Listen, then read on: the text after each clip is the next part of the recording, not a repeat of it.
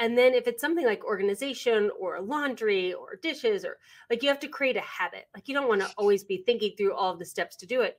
So you need to set up these cues to get organized. And I had two totally different kids. One kid decided that he would prefer to have a lot less stuff so that he could clean his room much faster. Okay. And that's how he chose to do organization.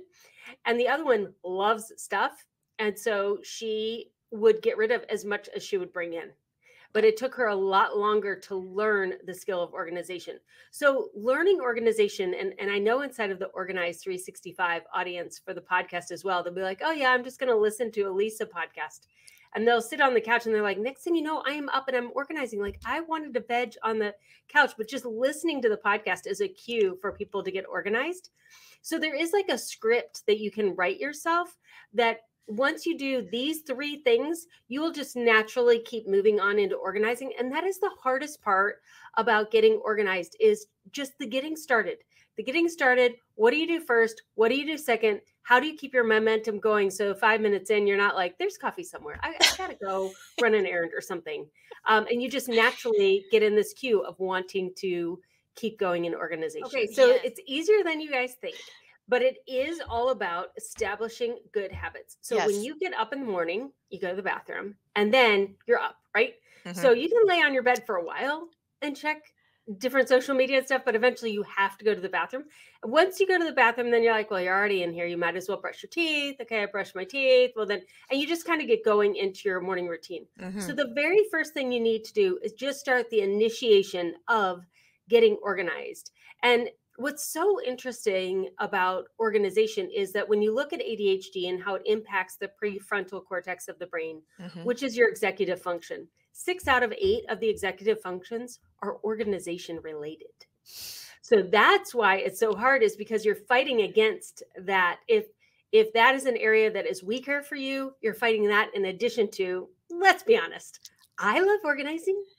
Not everybody loves organizing. So you don't want to do it, and it's hard to do it. And the first thing is just to get started. So what is the one thing that can help you get started? So in every single area you're going to organize, pantry is a great example. It's shopping day, so we got to shop, so we're going to go in the pantry. The first thing you need to do in your pantry is take out all of the empty boxes where somebody took out the last of something but didn't take out the box, right? Or you've got 3 or 4 boxes that just have 1 or 2 things in them. So you take those 1 or 2 out, you put them in a bin, and you eliminate those boxes. You shake all the cereal boxes to see which ones are almost empty. Like, you go through and you eliminate the trash. That is step 1 in every single space. How much can you just declutter, just get rid of? What is trash? That is the step of initiating organization. You literally have to do it like this. You have to go into your pantry, and I want you to audibly say to yourself, trash, trash, trash, trash, trash. Because when you're in the pantry, you're gonna be like, oh, Oreos. And then you're gonna eat an Oreo. And you're like, why am I in here? And you won't remember why you're in there.